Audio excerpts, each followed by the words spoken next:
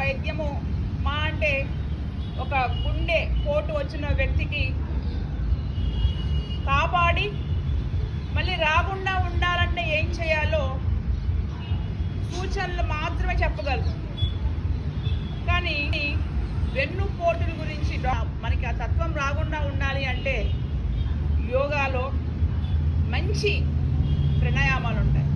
అదేంటి అంటారా, మనలో ఉన్నటువంటి సూక్ష్మ నాడి దుమ్ము ధూళితో కూడుకున్నటువంటి తీరులో ఉన్నట్లయితే అలాంటి దుర్మార్గపు చింతనలు మనుషులకు వస్తూ ఉంటాయి. ఎప్పుడైతే ఈ ప్రాణాయామం వలన సూక్ష్మ నాడిని మనం యాక్టివేట్ చేసుకుంటే దాని చుట్టూ ఉన్నటువంటి వ్యర్థాలన్నీ కూడా తొలగిపోయి డ్రై అయిపోయినట్టుగా పదార్థం అంతా క్లీన్ అయిపోయి అతి దేదీప్యమానంగా ఆ యొక్క నాడి ఉండడం వల్ల అలాంటి చెడు